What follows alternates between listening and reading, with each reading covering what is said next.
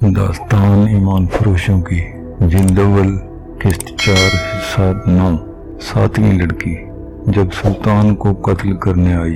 یہ ایمان فروشوں کا ٹولہ تھا، لیکن سلطان ایوبی کا ایمان مضبوط تھا۔ اس نے مخالفین سے واقف ہوتے ہوئے بھی ان کے خلاف کوئی کارروائی نہ کی، ان کے ساتھ نرمی اور خلوص سے پیش آتا رہا۔ کسی محفل میں اس نے ان کے خلاف کوئی بات نہ کی، اور جب کبھی اس نے ماتحتوں سے اور فوج سے خطاب کیا تو ایسے الفاظ کبھی نہ کہے کہ میں اپنے مخالفین کو مزہ چکھا دوں گا۔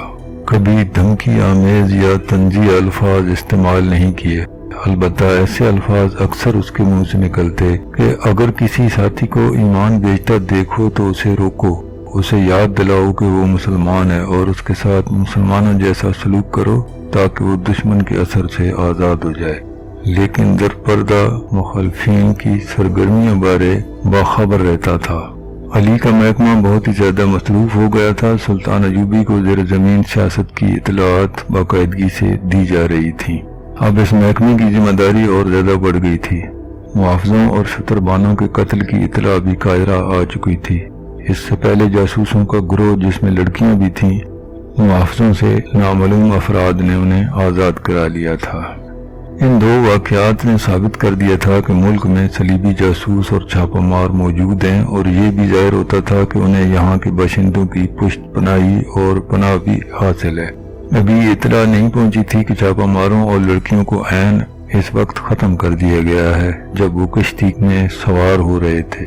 چھاپہ ماروں کی سرگرمیوں کو روکنے کے لیے فوج کے 2 دستے سارے علاقے میں گشت کے لیے گزشتہ شام روانہ کر دیے گئے تھے، اور انٹیلیجنس کے نظام کو اور زیادہ وسیع کر دیا گیا تھا۔ صلاح الدین ایوبی قدرے پریشان بھی تھا۔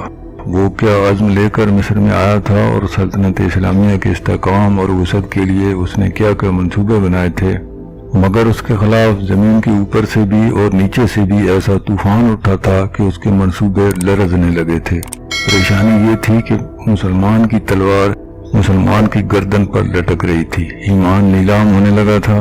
سلطنت اسلامیہ کی خلافت بھی سازشوں کے جال میں الجھ کر سازشوں کا حصہ اور اعلی کار بن گئی تھی۔ زن اور زر نے عرب سرزمین کو ہلا ڈالا تھا۔ سلطان ایوبی اس سے بھی بے خبر نہیں تھا کہ اسے قتل کرنے کی سازشیں ہو رہی ہیں، لیکن اس پر وہ کبھی پریشان نہیں ہوا تھا۔ کہا کرتا میری جان اللہ کے ہاتھ میں ہے، اس کی ذات باری کو جب زمین پر میرا وجود بیکار لگے گا تو مجھے اٹھا لے گا، لہذا اس نے اپنے طور پر اپنی حفاظت کی کبھی فکر نہیں کی تھی۔ یہ تو اس کی فوجی انتظامیہ کا بندوبست تھا کہ اس کے گرد محافظوں کے دستے اور انٹیلیجنس کے آدمی موجود رہتے تھے، اور علی تو اس معاملے میں بہت چوکس تھا۔ ایک تو یہ اس کی ڈیوٹی تھی، دوسرے وہ سلطان ایوبی کو اپنا پیر و مرشد سمجھتا تھا۔ اس روز سلطان ایوبی نائبین کو ہدایات دے رہا تھا جب 2 گھوڑے اس کے محافظ دستے کی بنائی حد پر رکے۔ انہیں محافظوں کے کمانڈر نے روک لیا تھا۔ سوار مگنانا اور موبی تھے۔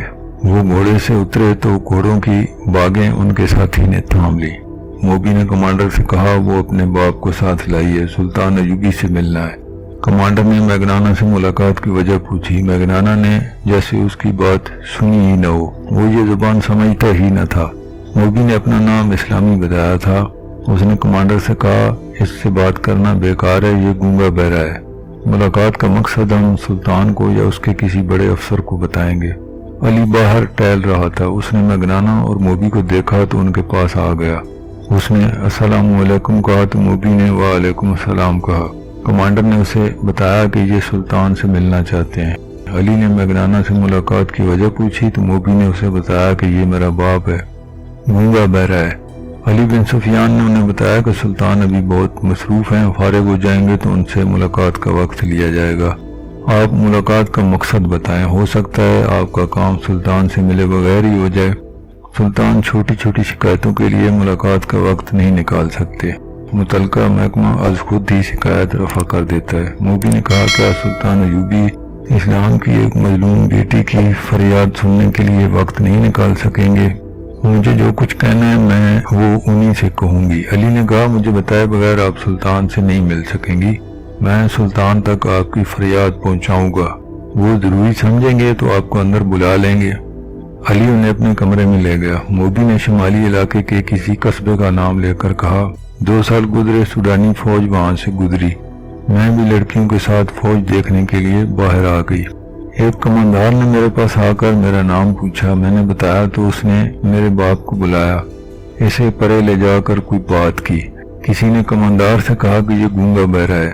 کماندار چلا گیا۔ شام کے بعد 4 سوڈانی فوجی ہمارے گھر آئے اور مجھے زبردستی اٹھا کر لے گئے اور کماندار کے حوالے کر دیا۔ اس کا نام بالیان تھا۔